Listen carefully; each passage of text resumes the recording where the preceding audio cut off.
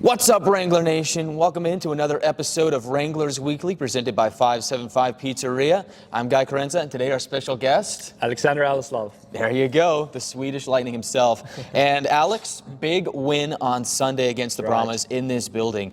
Absolutely massive for your playoff hopes, and you guys got it done in overtime. So tell me, how were you guys able to finally get it done on Sunday, and what kind of motivation or what kind of optimism does that give you guys heading into a big matchup in Colorado this weekend? No, I feel like all the free game we played really good, and we really showed what a good team we are when we put in the work. And I feel like Friday and Saturday's game, especially Saturday's game, was just bad luck, and I think that's what made us having still hopes for Sunday's game. That's what made us believe that we could beat them, because if you look over the whole weekend, 8.5 of 9 periods, we're playing tied with them, and they're the best team right now in the country. So we just believed in ourselves, and we also knew that we had to win that game to have our playoffs up. So that was motivating us for sure. It was massive. It was huge. It was so much fun to watch, and it was a very physical set. Friday, not so much, not very physical, but Saturday and Sunday kind of got to that level. And so now you guys got to go on the road to Colorado. You'll be in Odessa for 3 the week after that. So it's a very physically taxing series against the Brahmas. How do you guys recover from that physically and mentally to get ready for this big stretch? Yeah, I feel like we've been practicing good all year. Our coach has been hard on us on practice and stuff, so I feel like we're very conditioned, and that makes us recover better too. And we had an off day a couple days ago, and then these practices this week has obviously been a little more light than usual, just because it was a free game weekend and we're coming up and have important games ahead of us. So that's how you recover, and mentally I feel like we just want to make that playoff push right now, so that's what's keeping up mentally. Yeah, and for you, you're a very strong player, I've noticed, especially on the forecheck, especially right along the boards here. Yeah. So I'm going to ask you, how do you do it? What goes into your training, and how do you always somehow find a way to emerge from those pileups with the puck? I've been working very hard from a young age. I always knew that I wasn't going to be the biggest player, and with that being said, I know I had to be strong, obviously, and I feel like that's my strength as a player. I'm good at the board, so that's something that I try to work on every single day, every single practice to become better at, because at the end of the day, you want something that makes you something that makes you better than everybody else, and I feel like this is something that I could be better than everybody else at, so that's something I try to be really, really good at. Hey, I'd say you're the best in the business at it for my money. It. And it's interesting because I've heard that the style of play here in the North American Hockey League, particularly the South Division, is a lot different compared to where you're from in Sweden. So just tell me, how is it different? And was there a little bit of a time where you had to adapt to it? And how did you get through that? So first of all, I would say that I played kind of an North American hockey style of game back home, even in Sweden. But it still took me a lot of time to adapt. Especially the ice is way, way smaller here compared to back home. And you got way less time, it's way more physical. So I just feel like the thing that I had to adapt to the most was to take decisions faster. So it took me pretty long time. I remember our first weekend at Oklahoma, and we had no preseason games, and I haven't played on a small rink, and I just remember how fast it was, and after every play you took a hit, and that was something that I wasn't used to, even if I feel like I played a physical game back home. So it took some time to adapt, but I feel like I've been adapting. I feel like it's a style of hockey that fits me, and I like to play it. It's funny that you mentioned that weekend, because one, I feel like Oklahoma's rink is probably the smallest out of some of the ones that you guys have played on this year, and you actually scored that weekend. You scored a big goal. Yeah. I think it was in one of those games, so it came out pretty good on that weekend. Did, for sure. But it's interesting because tell me about Sweden. Tell me about where you're from, just about your hometown, growing up there, and how you got into hockey and how you ultimately end up here in Amarillo. Yeah, it's quite a funny story, because I have no family members or anything that's ever really played hockey. My dad can't even stand on skates. It's actually crazy. But my dad's always liked to play hockey, and he promised himself that his kids were supposed to skate because he couldn't skate. So it was not him; it was his friend who took me out to skate in the beginning of my career. And I grew up in a small town with only 15,000 people. So the ice was like unlimited. Like we could literally go there whenever we wanted. My best friend back home, his dad was my coach, so we had like a key kind of to the arena. Like we could get on like when we wanted to, pretty much. So there was a lot of ice time, and that was beneficial for me as a player because I could develop whatever I wanted to whenever I wanted to. And so I grew up in that small town, and then in Sweden what you do is when you start high school, most people have to move if you want to make it. You have to move to like a high school that has hockey as like their thing, and there's like 25 of those schools in the country, so I have to move to a bigger city, and I moved. It was like 40 minutes from my house, and I moved. I lived by myself in an apartment. It was pretty weird, like 15 years old, and I started to play juniors there. That's like kind of how it ended up. Wow, and then you got drafted by the Wranglers. That's right. Over the summer. What was that like? Did you just get a phone call and it was like, all right, I guess I'm going to Texas? Yeah, so I was talking with my advisor around Christmas time that year, and I kind of wanted to figure out what I was going to do the next year, and I didn't really feel satisfied my last year playing juniors. Like I felt like I had more to prove before playing like men's hockey. So I was like, what are my options? And it turned out that here you can play 1 extra year juniors compared to back home. I put my advisor to talk to all teams, and I waited a very long time. Like it took a while for teams to reach out, but Wranglers reached out, and I had a conversation with Harry Mahood, the GM, and he told me nothing but great things about Amarillo as city and as the team, and he was right. Like I've loved it here, and I don't regret my decision at all. It was the best decision I've taken so far, I would say. What's your favorite thing about Sweden, and what's your favorite thing about Amarillo? Because I mean, from what I've heard, and you can probably vouch for it, they're two very different places. Very different, so, for sure. What have been your favorite things?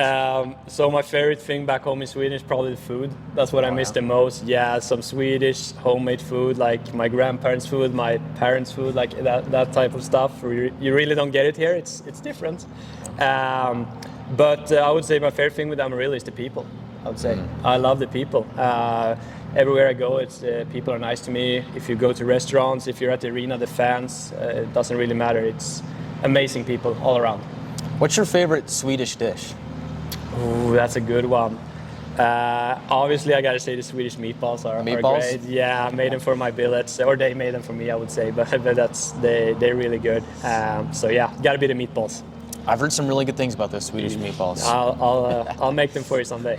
Appreciate that. And you've had some Swedish teammates this season. That's right. Carl Jacobson and now William Larsson. What's it been like having them on your team, just to kind of give you a little bit of familiarity from your home country? I feel like it meant everything for me, especially at the beginning. I had Carl here, we traveled here together, and because it was new to both of us. I've never been in the US, for example, so it's like you feel a bit more safe. You have a friend you can talk your own language to and stuff like that. And now with William, I feel like he hasn't been here for a long time, only a couple of weeks or so, but we really came along good from the beginning, and I enjoy playing with him, and I enjoy having him as a friend. It's awesome. I like it. And you guys are actually line mates now. I'm curious, when you guys are out there, are you guys speaking Swedish or are you speaking English? That's the funny thing. We actually speak a lot of Swedish. Oh, yeah? We do, yeah. And I feel like some of my teammates might not like it all the time because they don't understand what we're saying. But it's a way for us to communicate, and also the other team doesn't understand that language, so we can like talk about plays without people hearing. So I think it's beneficial. That's interesting. I always wondered that when you guys were out there, because you were on a line with Carl earlier in the season too. So throw a little trickery there, and maybe teach the other guy on the line a little bit of Swedish, just enough, right? Just enough. So outside of hockey, what do you like to do? Well, I know there's a lot of stuff to do in Sweden that you can't do here. So is there something special that you like to do? Do you have any hidden talents? Hidden talents. What are some? I mean, in the summers, I like to play a lot of golf.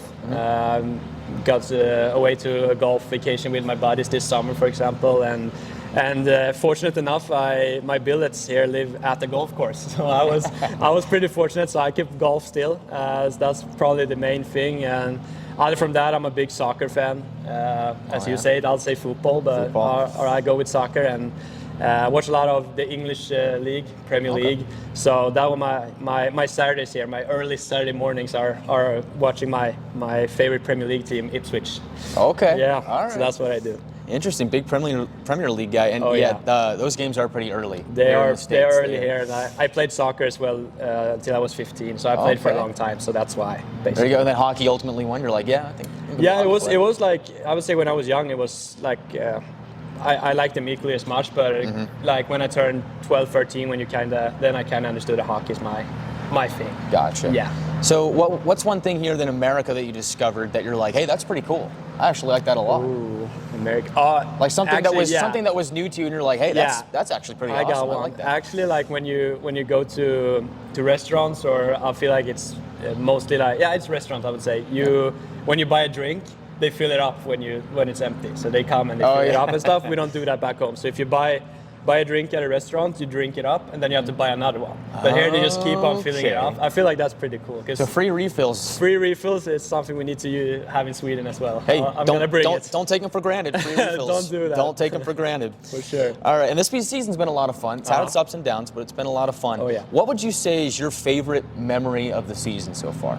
I would say, honestly, a couple of weeks ago, our home game against Corpus Christi. I would say it was one of my favorites. Yeah, because I've never seen that many fans. I never played in front of that many fans. It was first responders night. It was like these great intros, and it was goosebumps all the way. So I'd say that, and out from that, like every day with the boys are just amazing here. I'm just happy to be here.